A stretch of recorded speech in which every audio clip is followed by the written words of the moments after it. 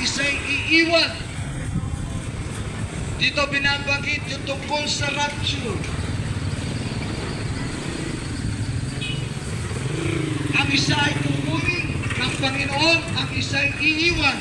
Kukunin ng Panginoon yung mga sumampalataya sa Kanya at namuhay sa kabanalan ng ayon sa kalooban ng Diyos. Subalit yung naiwan sa rapture, ito po yung walang pananampalataya kay Jesus at kapalagan sa kanan. Dalawang babae nagsisigiling sa isang gilingan. Ang isa'y kukunin at ang isa'y iiwan. So ganun din po mga kapatid, babae o lalaki na merong pananampalataya sa Panginoon at ipinamuhay ang salita ng Diyos at hindi lumalakad sa kasalanan ay kukunin ng Panginoon sa rapture of the church. Mga kapatid, malapit na po ang rapture of the church. Kung ngayon mo lang ito narinig, mapalad ka at narinig mo ito ngayon at ipamuhay mo salita ng Diyos at ang iyong napakinggan. Humingi ka ng tawad sa mga kasalanan mo at tanggapin mo si Jesus bilang Panginoon tagapagligtas kung gusto mong mapabilang doon sa isang kukunin ng Panginoon sa kanyang pagbabalik. Sa pagbabalik ng Panginoong Jesus, mga kapatid,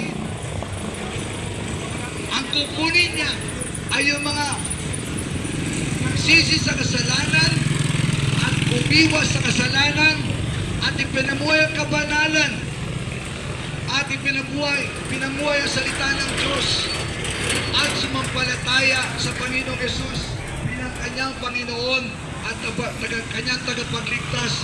Silang lahat ay kukunin ng Panginoon. Ito po ay malapit na. Sabi nga rito, mga puyat nga kayo, sapagkat hindi ninyo nalalaman kung anong araw maririto ang inyong Panginoon. Sa uli sinabi, magpuyat kayo. Ibig sabihin ng magpuyat kayo, mga kapatid, magmadyak kayo.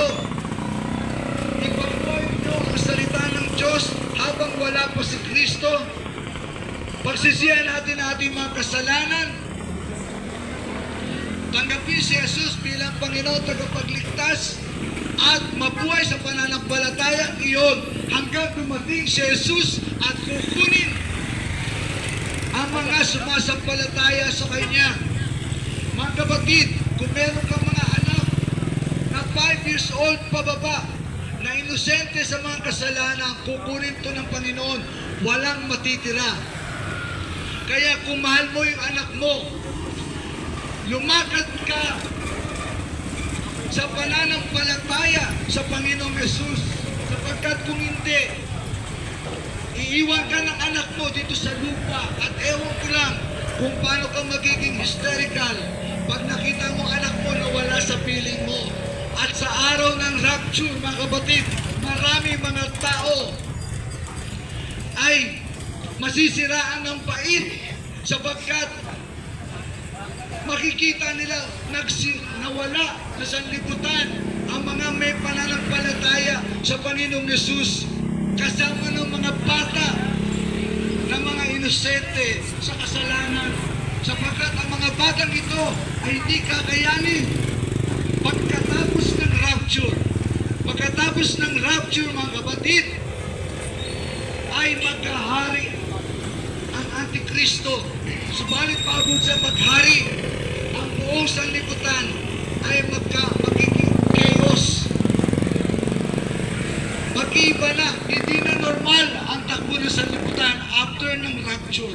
Ang mga tao mababaliw, magpapatayan at magkahari ang kasamaan sa mundo sapagkat kukunin ni Jesus yung mga nagsisi sa kanilang mga kasalanan, tinanggap si Jesus bilang Panginoon tagapagligtas at ipinamuhay ang kanilang pananampalataya